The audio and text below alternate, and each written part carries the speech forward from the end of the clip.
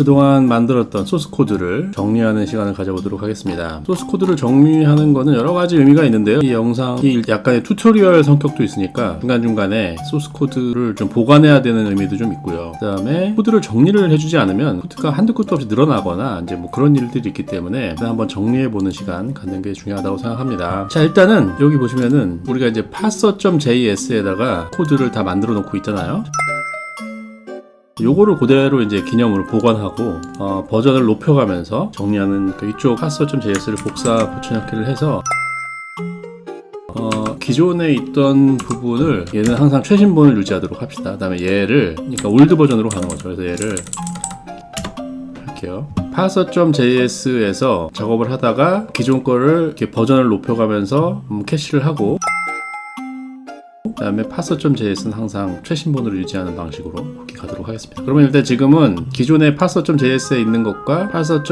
버전 0.1에 있는 것과 지금 같죠? 그러니까 이제 기존 코드가 지금 최신본하고 같은 상황이니까 최신본을 변경해도 기존 코드는 남아있겠죠? v.0.1에. 그러니까 지금은 여기 parser.js에 소스 코드 변경을 해도 되겠죠? 자, 그러면 어떻게 이거를 이 코드들을 고칠 것인가 일단 생각을 해보면요. 일단 주석은 우리가 이제 충분히 이제 소스 코드 파악하는데 일단 설명을 드렸고, 그 다음에 parser.v.0.1에 또 주석이 남아있기 때문에 굳이 주석들을 유지할 필요는 없겠죠. 이제 더 이상. 그래서 주석을 일단 다시 지울게요.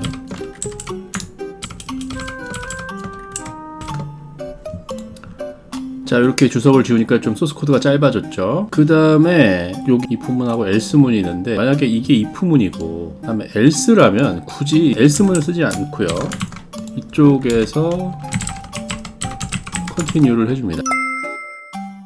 만약에 is white냐 아니냐는 베타적인 거기 때문에 이쪽에 걸린 애들이 뒤에까지 걸릴 일은 없거든요. 이쪽에 걸렸으면 요거까지만 처리하고 그 다음에 다시 돌아가라, 이런 문구가 가능해요. 그러면 어떤 특정한 문자가 공백이라면 여기서 걸린 다음에 끝날 것이고, 만약에 여기서 걸리지 않는다면 일로 내려올 거거든요. 그게 if else랑 동일합니다. 여기 공백입니다랑 공백이 아닙니다, 이 로그도 일단은 지워줄게요. 그러니까 만약에 이쪽에 걸렸으면 이쪽까지는 내려오지 않을 겁니다. 만약에 이쪽이 안 걸리면 이쪽만 내려오겠죠. 이게 if else랑 완전히 동일한 구문이다 이거죠. if else를 굳이 쓰지 않고도 이런 식으로 코드를 쓸 수 있는데, 제가 이렇게 소스 코드를 쓰는 이유는 디버깅 할 때 이 부분은 일종의 예외 처리가 되는 거고요. 이쪽 부분은 일반적으로는 여기서 처리한다 이렇게 되는 겁니다. 여기가 일반 동작 그렇게 보시면 되고요. 여기가 특수 동작이 되는 거죠. 예외 처리. 눈에 보이는 글자들을 대상으로 인식을 하려고 하잖아요. 근데 이제 눈에 보이지 않는 것들은 어떻게 보면 예외란 말이죠. 사실 눈에 보이는 것들의 예외라고 우리가 이제 상식적으로 생각할 수가 있잖아요. 그렇기 때문에 이쪽 부분은 그냥 예외 처리하는 거다 이렇게 보는 거예요.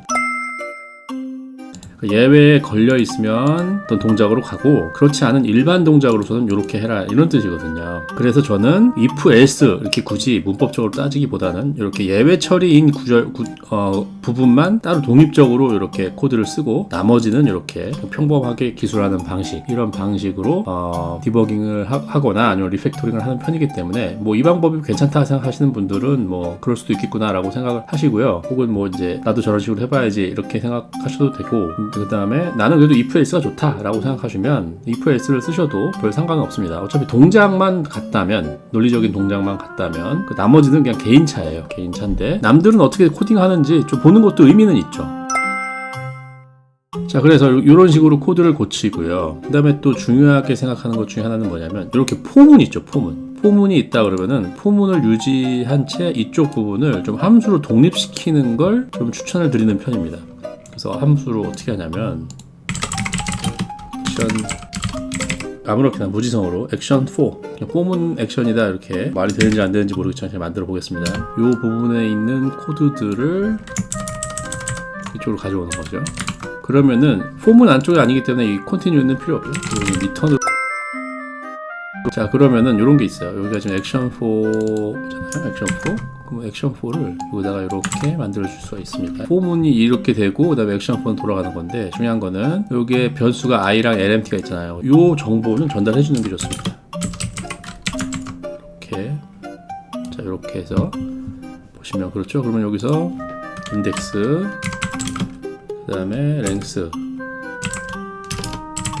자, 이렇게 표현을 하면 되겠죠. 자, 그러면은 포문이 훨씬 간단해졌죠. 포문은 i는 0부터 lmt까지 돈다는 의미인데 여기 액션 4가 있으니까 굳이 이제 이렇게 액션 4라는 거를 요만큼 돌리는구나 라는 것만 우리가 여기서 알 수 있고요. 그러면은 이 액션 4의 동작이 뭘까는 이제 액션 4에 가서 보면 됩니다. 이렇게 보는 게 훨씬 낫습니다.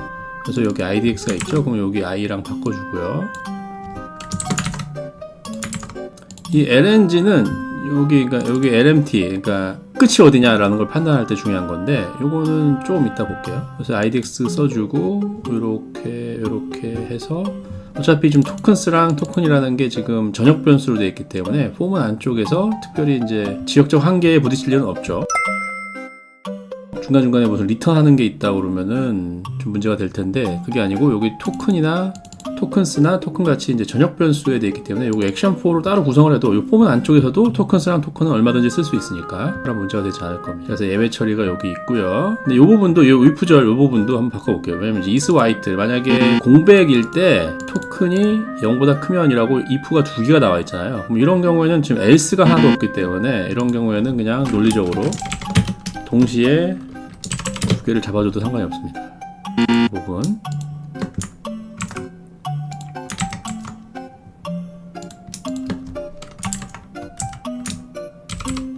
자, 이렇게 하는 거죠. 그럼 좀 더 짧아졌죠? 뭐 경우에 따라서는 개발자들마다 여기 if절 안에 이쪽 그 조건문을 상당히 복잡하게 하시는 분도 있는데, 저는 하나 혹은 두 개 정도의 그 논리 연산이 있으면 된다고 생각하거든요. 그게 3개, 4개가 되면은 디버깅도 상당히 복잡하고 그 암산으로 하기에 조금 어려워지기 때문에 가급적이면 1개 혹은 2개 한눈에 딱 봐서 이게 어떤 조건인지 파악하기 쉬울 정도로만 구성해 주시면 디버깅하기 훨씬 좋다. 자, 그렇게 말씀을 드리고요. 이렇게 되면 이제 훨씬 간단해졌죠. 여기 액션 4는 일단은 글자 하나를 선택을 하고 인덱스에 맞는 글자 하나를 만들어 놓고 그게 공백인지 아닌지를 파악을 한 다음에 공백일 때 이렇게 행동을 하고요. 그렇지 않으면은 이렇게 한다. 이렇게 아주 간단한 문장이 됐습니다. 그리고 이렇게 이게 접어 놓으면 전체적으로 코드도 아주 깔끔하게 단순하고 무슨 내용인지를 일단 기본적으로 파악하기가 쉽죠. 그 다음에 이제 전체적인 파악이 된 다음에 이 액션 4가 뭐지 할 때 얘를 열어서 보면 되는 겁니다. 이렇게 하는 게 코드를 파악하는 데 훨씬 유리하다. 그 다음에 이제 마지막 한 줄 여기 볼게요. 여기 포문이 끝난 다음에 토큰에 그 뭔가가 남아있으면 이걸 다시 토큰스에다가 푸시하는 과정인데요. 요게 사실은 포문이 끝났을 때라는 이벤트가 되긴 하지만 포문이 랭스에 다다랐을 때라는 이벤트이기도 하잖아요. 그죠? 그 얘기랑 동일한 얘기이기 때문에 이때 액션 4에서 요 랭스를 활용하는 처리를 할 수 있을 것 같아요. 일반 동작을 이렇게 하고요. 만약에 랭스가 이 idx가 랭스 -1이면 이렇게 되는 겁니다. 그럼 마지막이 되겠죠.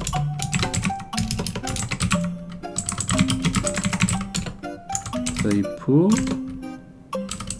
lng가 idx가 lng -1이면 자, 이렇게 되는 거죠. 1이면 자, 요 동작을 하면 됩니다. 자, 이 부분도 간단하게 줄일 수 있겠죠? 근데 직관적으로는 이렇게 코드를 짜는 게 훨씬 낫긴 한데 코드를 좀 줄이고 싶다 라고 할 때는 여기서 이 부분을 이렇게 해줘도 상관없습니다. 코드 라인 수에 집착하는 사람들이 있거든요. 개발자분들 중에 라인을 최대한 줄이는 걸 좋아하시는 분들은 이렇게 하면 괜찮습니다. 사실 라인이 줄면 줄수록 사실 파악하기는 용이하거든요. 그러니까 이런 식으로 구성을 해주시는 거 좋고요. 나중에 그런데 이제 이런 게 디버깅하기가 좀 불편해진다 싶을 때는 if를 또 쪼개서 아까처럼 만들어 주시는 것도 괜찮고요. 그거는 이제 상황에 따라서 조건에 따라서 개발자분들께서 자유롭게 구성을 하시면 될 것 같습니다.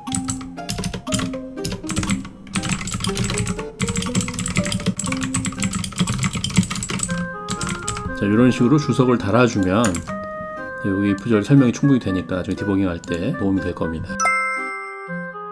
자, 이렇게 해서 이렇게 접어줄게요. 이렇게. 그러면 벌써 폼은 하나 있고, 그 다음에 여기 토큰스를 출력하는 부분. 이렇게 두 가지. 토큰을 이렇게 아주 간단하게 됐죠. 자, 이렇게 만들어서 아주 아까랑 똑같은 결론을 얻을 수 있겠죠. 실제로 똑같은 결론이 나오는지 한번 체크를 해보는 차원에서 새로 고침하고 이렇게 보니 여기 const i는 이렇게 3 이렇게 나오죠. 근데 약간 문제가 생긴 것 같아요. 공백이 출력이 같이 되고 있죠. 자, 이게 왜 그러는지 한번 파악해 볼게요. 에러가 났거나 혹은 자기의 예상과 다르게 결과가 나왔을 때 그 결과를 디버깅 하는 거, 이런 것도 상당히 중요한 부분 중에 하나거든요. 여기서 일단 토큰스가 실제로 어떻게 출력이 됐는지를 한번 볼게요. 여기서 이렇게 찍고 새로 고쳐 볼게요. 5개나 나왔는데 이쪽 t가 걸리고요. const 여기 지금 공백들이 지금 들어가는 게 보이시죠? 이런 공백들. 여기에 공백이 들어가는 이유는 뭔가 if else절에서 뭔가 에러가 났다는 얘기입니다. 제가 봤을 때는 우리가 이쪽에서 리턴을 하라고 했는데 이 부분 쪽에서 뭔가 if문을 구성할 때 논리 오류가 생겨가지고 이 리턴을 제대로 안 먹는 거죠. 가령 t가 남아있다라고 했을 때 모든 t들은 여기서 리턴이 돼야 되는데 리턴이 되지 않는 거죠. 왜냐하면 지금 여기 is white 공백이거나 토큰이 0보다 클 때만 여기에 리턴이 걸리게 되어 있는데 아까 합치면서 뭐 문제가 생긴 거죠. 탭이 공백 문자가 여기를 통과해 버린 거예요. 자, 이러면 안 되니까 이걸 다시 한번 분리하도록 하겠습니다. 이렇게 논리적으로 합친 게 사실은 맞지 않았던 거죠. 이런 판단 미스는 사실은 코드 쓰다 보면 아주 흔합니다. 흔하게 일어나는 일이니까 당황하지 말고 차근차근히 디버깅을 하면 됩니다.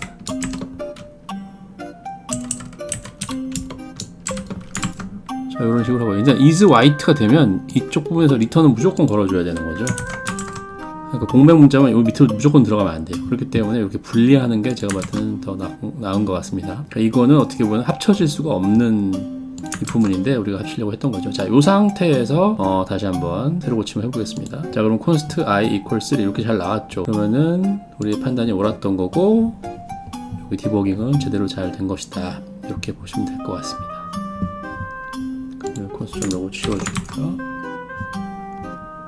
다시 새로 고침하면 이렇게 const i equals 3 이렇게 잘 나온 거를 볼 수 있습니다. 이걸 접어주시고요. 자, 일단 여기까지 정리하는 걸로 하겠습니다.